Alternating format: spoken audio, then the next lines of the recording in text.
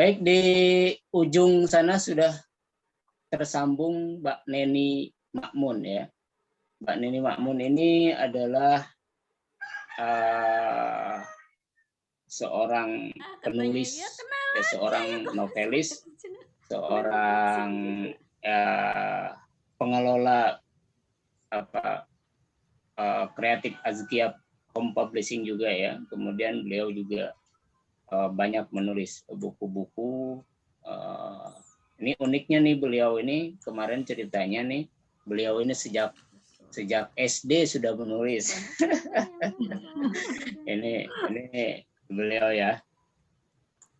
Beliau adalah alumni dari Universitas 11 Maret Surakarta. Beliau memiliki 2 anak, Ica dan Pai ya. Beliau juga penyuka dunia anak, di rumah punya sanggar ngumpul bocah rumah hijau.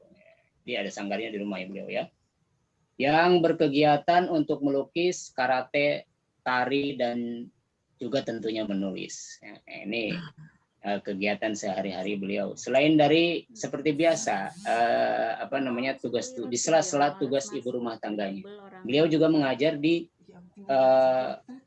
sekolah SD Silaturahim ya, sebagai shadow teacher anak berkebutuhan khusus di SD Silaturahim Cibubur, Bekasi.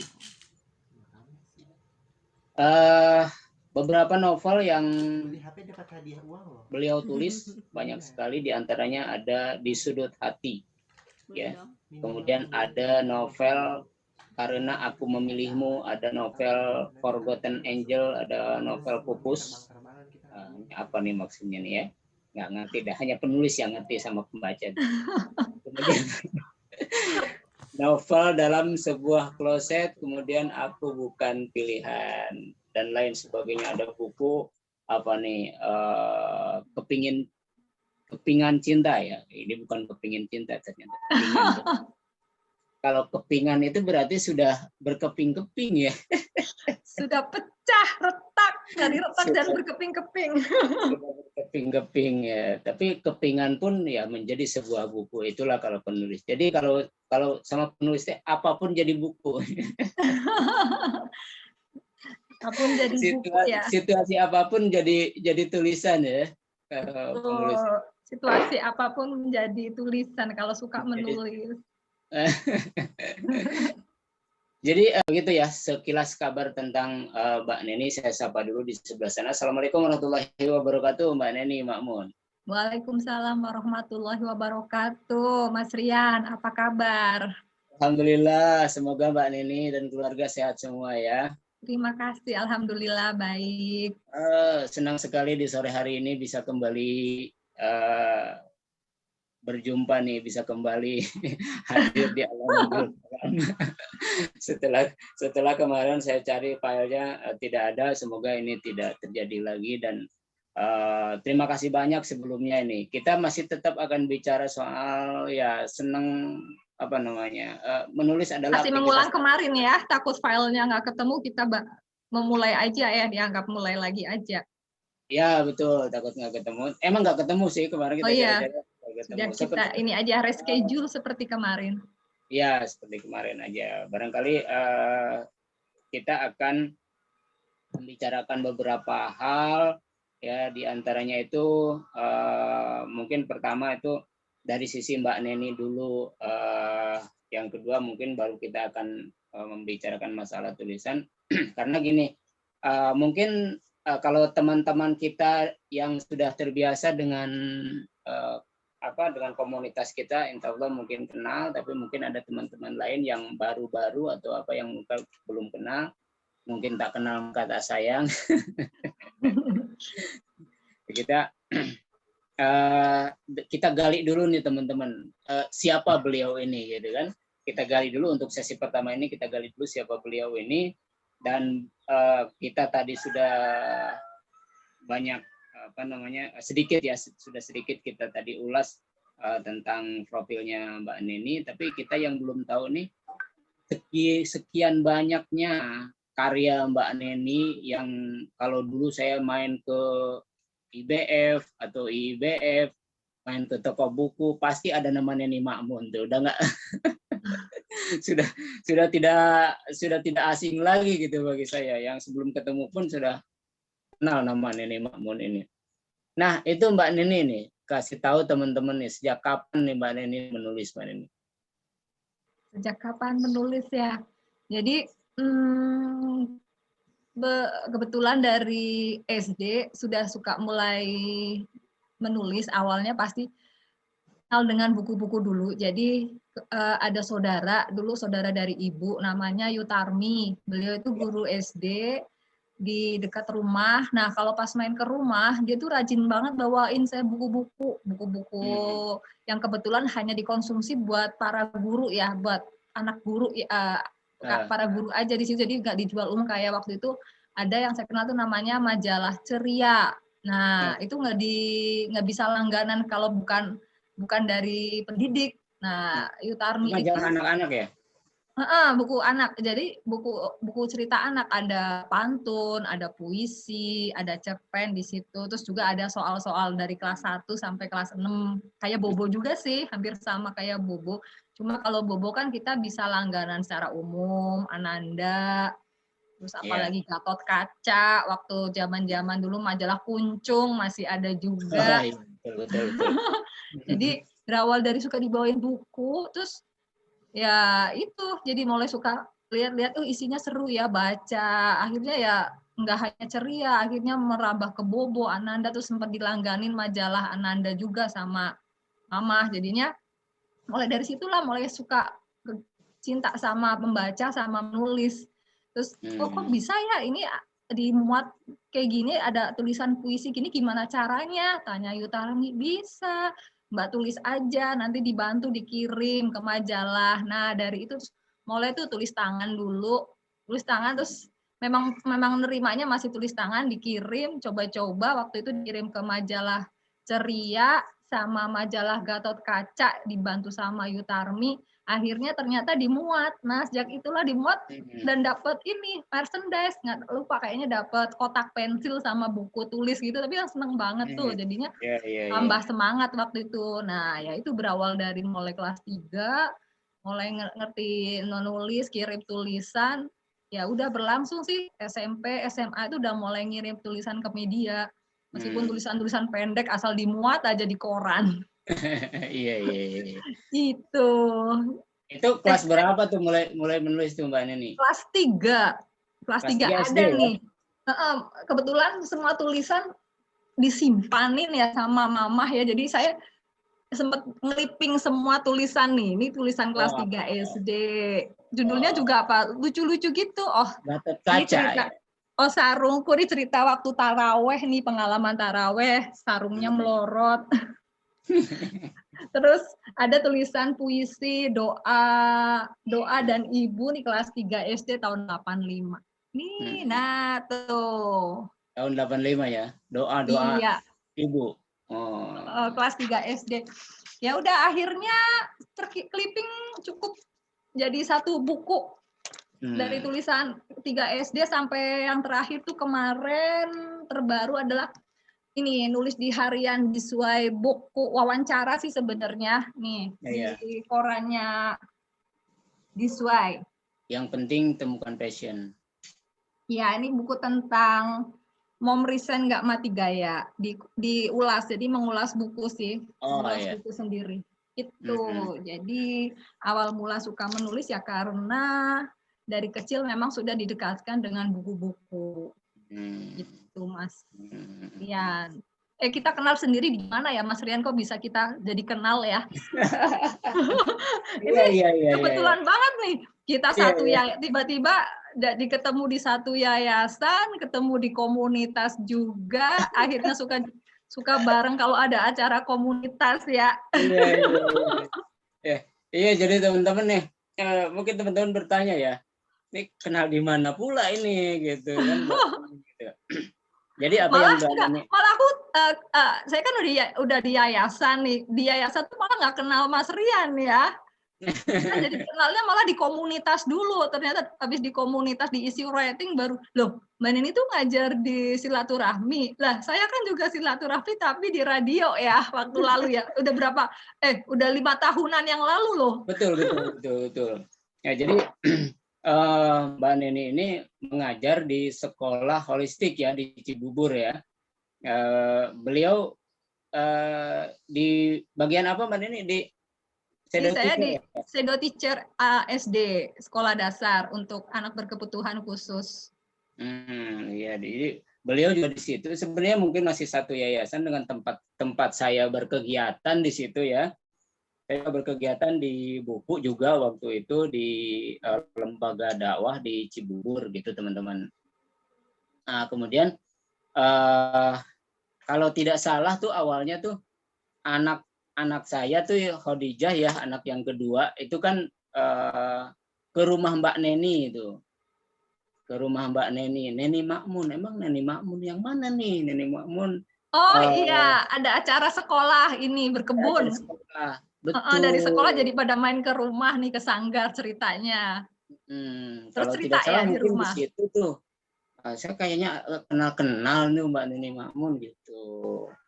Nah, terus waktu itu juga saya diajak sama si Nyuwan ya Anyuan. bergabung di komunitas itu. Ternyata nih, dua orang ini teman-teman Ada dua lagi orang ya. ini adalah foundernya gitu di komunitas itu gitu teman-teman. Padahal sebelumnya saya juga waktu itu sering tuh lihat nama Pak Nyuwan, bukan Nyuwan ya, kalau di buku tuh NS NS Budiana. Budiana. Karena saya dulu pernah juga di perpustakaan ya di Sukabumi. Itu kita konsen ke buku-buku pertanian atau teknologi tepat guna gitu. Jadi buku-buku pertanian yang dikirim dari Jakarta waktu itu dari para donatur itu banyak juga tuh buku-buku pertanian. Jadi kenal lah waktu itu nama penebar swadaya gitu. Dan sering tuh meskipun sekilas kalau sering kan jadi kenal juga kan, kita kan nyortir buku tuh NS Budiana kan. Nah, juga jadi nama NS Budiana nggak asing gitu.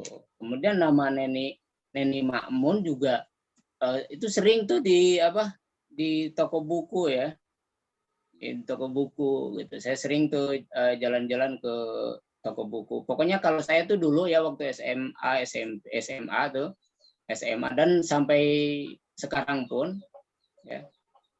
Kalau punya duit itu yang terbayang pertama itu kan toko buku. Betul. Ya, kalau punya duit itu yang terbayang pertama itu toko buku gitu. Ya, sampai saya udah punya anak pun saya masih sering tuh berburu buku gitu. Kadang-kadang kita saking seringnya kita kadang-kadang nggak berani tuh datang ke rumah itu langsung memperlihatkan buku gitu. Takut salah juga gitu di keluarga. Karena kita beli buku terus gitu. Ya. Betul. Ya kalau Jadi emang udah suka ya, mending milih beli buku daripada beli baju. karena sering suka. Jadi nama-nama itu sudah tidak asing lagi. Akhirnya teman-teman saya kenal nih dengan Mbak Neni ini ya dan Mbak Nyuman ini. Kira-kira seperti itu teman-teman ya yang belum mengenal. Dan saya juga alhamdulillah saya menerbitkan buku juga atas bantuan Mbak Neni, atas bantuan Pak Nyuwan juga ya. Alhamdulillah. Alhamdulillah gitu. Dan bukunya sudah melalang buana ya, nggak hanya di Indonesia ya, Pak Trian. Alhamdulillah, Rasanya senang kalau bukunya. Senang. Alhamdulillah buku saya sudah nyampe di USA ya. Sudah nyampe di USA, ada teman-teman yang kemarin tuh yang ke sana gitu, satu komunitas muslim di sana, mereka juga ngajar di sana. Kemudian minta buku, jadi teman-teman juga bisa lihat tuh di website buku saya ya ada ya, di www.islampopuler.com itu ada juga endorse-nya beliau. Kemudian sudah nyampe juga di Taiwan, di Singapura juga, teman-teman sudah nyampe. Ya, gitulah ada pembaca. Kitanya mah di sini saja ya, tapi pemikiran kita sampai kemana-mana. Itulah kalau seorang penulis, kalau bukunya sudah kemana-mana, yang nulis tetap di rumah sama si menulis, tapi pemikirannya bisa terbang kemana-mana. Ya, itu saya yang belum seberapa tuh teman-teman. Kalau Mbak Neni bukunya sudah berjubel, bayangkan saja sejak SD. Jadi tulisannya tuh mungkin sudah melanglang buana ke seluruh dunia kali ya. Itu Mbak Neni itu. Kalau saya baru, saya juga baru. Meskipun saya memang menulis dari dulu, tapi saya belum pernah menerbitkan buku kecuali pada saat bergabung saja dengan timnya Mbak Neni gitu. Dulu memang menulis dan mungkin belum layak dibilang penulis ya karena bukunya belum pernah diterbitkan ya. Enggak lah. Kan udah bikin buku tunggal meskipun masih self publishing. Iya. Harus mencoba mayor juga. Pokoknya berjalan apa saja yang bisa, karena kan kita nggak tahu nih jodoh naskah kita kemana. Bisa ke salah satu penerbit mayor, atau kalaupun kita memang ingin cepat terwujud dalam bentuk buku, ya tadi ada salah satu ya lewat self publishing seperti yang sudah dilakukan Mas Rian. Pokoknya banyak jalan menuju buku, menjadi buku. ini apa namanya, kalau orang banyak jalan menuju Roma, ini banyak jalan menuju buku ya. Iya, jadi kadang pada bilang, aku nggak diterima di mana-mana, naskahku, stres, sedih. Padahal ya bisa lah, tinggal create your own book, tinggal kamu pengen buku kayak apa, malah bisa idealis sendiri kan kalau self publishing juga. Tinggal apalagi kalau udah punya banyak channel atau punya komunitas, tinggallah disebar di seputar link-link kita. Jadi seperti itu. Kadang-kadang tulisanku jelek kali ya, nggak diterima di penerbit ini, penerbit itu. Belum tentu, karena kan setiap penerbit atau penerbit mayor kan pasti mereka sudah mempunyai visi misi sendiri. Bisa jadi naskah kita bagus, cuma tidak sesuai dengan yang sedang mereka tunggu. Jadi bukan berarti kalau ditolak itu jelek. Bisa juga nanti dicoba di penerbit lain yang memang lagi menunggu sesuai dengan tema yang sedang kita ajukan, dan ternyata diterima. Jadi memang nggak tahu ya jodoh naskah kita kemana. Demikian juga dengan naskah-naskah saya dulu pun juga kayak gitu. Nggak tahu ternyata berjodoh di sini, di situ. Itu Mbak Neni, berarti kita juga harus rajin menginformasikan ke penerbit atau bagaimana Mbak Neni? Kita harus kalau memang mencoba ke penerbit mayor, paling tidak kita harus tahu ini yang dicari naskah apa, yang lagi in apa. Kalau bisa ada kontak person di situ, mungkin bisa kirim email dulu, kasih tahu mungkin saya punya naskah dengan tema parenting, kira-kira lagi butuh enggak. Kalau mereka langsung menjawab, tidak, kita lagi nggak butuh parenting, tapi tema-tema yang dibutuhkan ini. Nah, kalau kita memang punya, coba kita ajukan. Biasanya kalau penerbit mayor mereka akan mereview 3-6 bulan. Nanti ada balasannya nih, diterima atau ditolak gitu. Kalau diterima ya nanti lanjut akan dibahas masalah isinya, mungkin ada editing, ada layout, ada cover, akan mereka informasikan ke penulis, dan finalnya ada MOU, surat perjanjian untuk berapa royalti yang akan diterima dari setiap penjualan bukunya, gitu Mas Rian. Jadi buku yang biasanya tuh buku yang dicetak itu sesuai dengan jumlahnya, itu sesuai dengan perjanjian atau bagaimana Mbak? Iya, jumlah dari segi jumlah. di MOU disebutkan biasanya mau dicetak berapa eksemplar. Biasanya kalau penerbit mayor itu minimal 1.000. Minimal 1.000 eksemplar, 1.000, 2.000, 3.000. Saya paling banyak waktu itu di Gramediana, grupnya Gramedia 3.000 eksemplar. Jadi dikasih tahu dicetak sebanyak ini, tuh. Sebanyak berapa eksemplar dengan royalti berapa, belum dipotong pajak segala macamnya, ada semua di MOU. Dan kalau mau dicetak ulang itu beda lagi, baru lagi. Iya, ada infonya juga kalau dicetak ulang ada MOU yang baru. Oh, MOU yang baru. Ya. Tapi saya belum pernah ngalami cetak ulang sih Mas Rian. Iya. Berarti dia cetak ulang itu berarti bergantung dengan kebutuhan pasar, berarti ya, permintaan pasar. Iya, berarti. bisa jadi mungkin best seller ya, atau mungkin ada masih dicari-cari lagi bukunya, cuma mungkin perlu redaksionalnya dirubah ada lagi, atau mungkin lebih diperlengkapin. Mungkin ya pastinya ada inilah, ada revisi-revisi. Biasanya kan banyak cetakan revisi 2, ada cetakan kedua, revisi kedua kayak gitu kan. Cetakan 2 dengan revisi gitu, atau kalau nggak direvisi ya mungkin hanya tulisan cetakan 2 kayaknya kayak gitu. Cetakan 2. Dan itu misalnya MOU itu satu kali cetak, kemudian kita bisa menerbitkan di penerbit yang lain. Oh, tidak, tergantung ininya, perjanjiannya. Biasanya ada waktunya 5 tahun. 5 tahun dari tanda tangan MOU, misalnya 2005 sampai 2010. Nah, kalau 2010 memang sudah habis, tidak dicetak lagi, tidak cetak ulang, otomatis naskah kembali ke penulis. Gitu. Nah, bisa ditawarkan ke penerbit lain, tapi selama kita masih terikat perjanjian dengan penerbit tersebut, ya nggak bisa ditawarkan ke penerbit lain. Meskipun bukunya sudah habis ya? Iya, meskipun bukunya sudah habis, kita tahunya sudah habis, tapi memang jatah perjanjian kontraknya belum habis, ya tidak boleh. Iya. Baik, nih jadi ilmu nih teman-teman nih, kita nih para pemula nih yang belum pernah tembus penerbit mayor. Itu Mbak Neni pernah nggak sih Mbak Neni itu ditolak sama penerbit? Sering.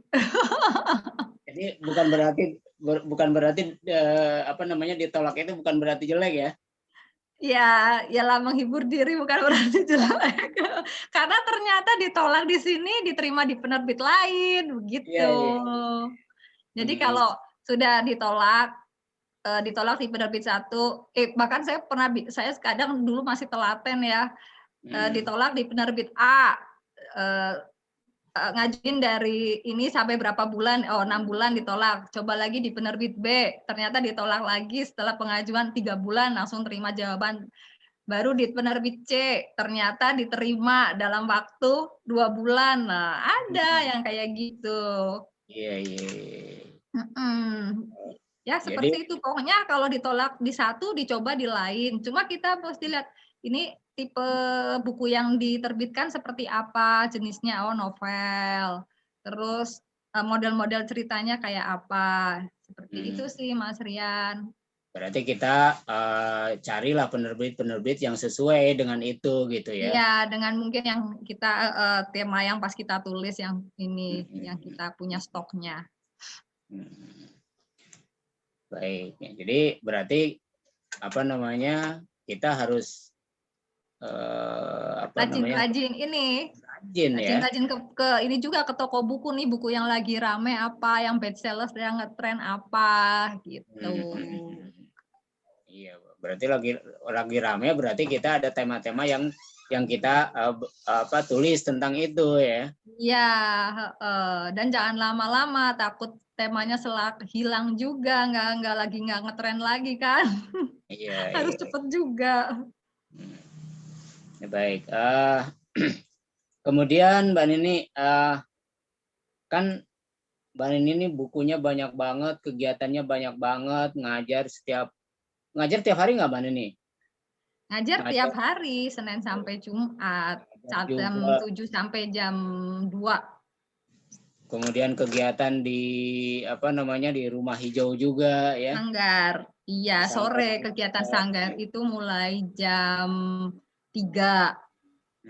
Habis asar sampai jelang maghrib. Ada kegiatan anak-anak di rumah, tari, melukis, karate, menulis bahasa Inggris itu. Ada gurunya kok. Saya lebih prepare tempatnya. Iya, iya, iya. Jelas kan yang paling tidak bisa ditinggalkan adalah tugas rumah tangga dong ya. Iya, jadi ya begitu prioritas Tugas ya rumah tangga. semuanya. Nah, Jadi ini harus pinter-pinter ngatur waktu. pinter ngatur waktu ya. Ini sebenarnya kalau menulis itu sendiri mengganggu nggak terhadap aktivitas-aktivitas yang lain gitu? Atau Hmm, bagaimana sih sebenarnya mengolah ide yang paling gampang di sela-sela kesibukan?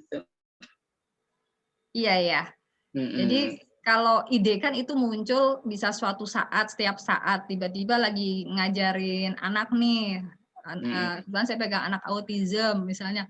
Mm. Oh, ternyata gini tau, ngajarin mandi, ngajarin makan, ngajarin segala macam itu tiba-tiba muncul. Biasanya saya emang selalu sedia buku kecil sih, notes. Jadi tak tulis aja tuh di buku notes.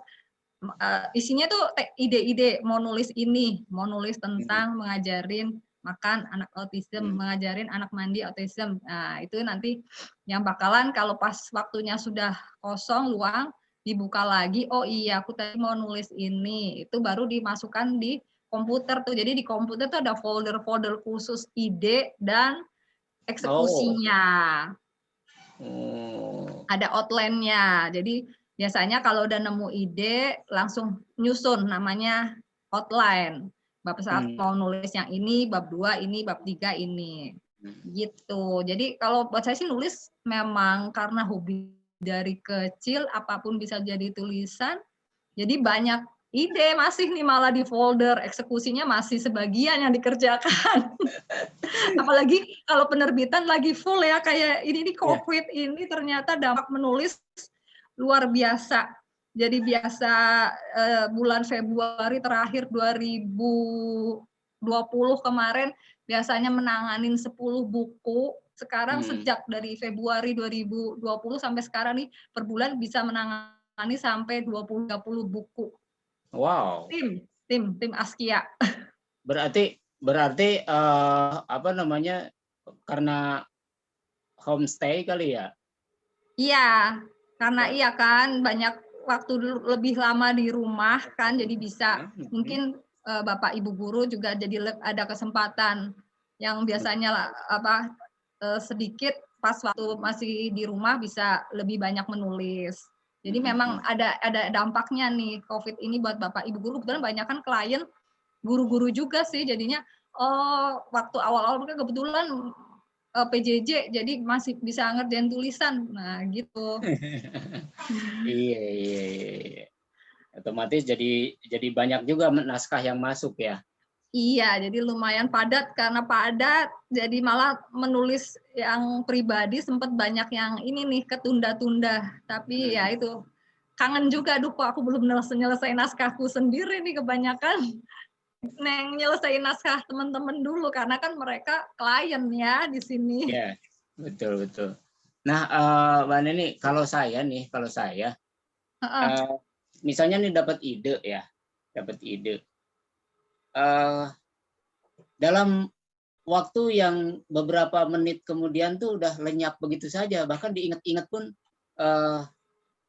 suka apa namanya ngeblank aja gitu kalau tidak ditulis gitu. Sebenarnya kalau Mbak Neni begitu nggak sih, atau penulis-penulis lain begitu nggak sih rata-rata?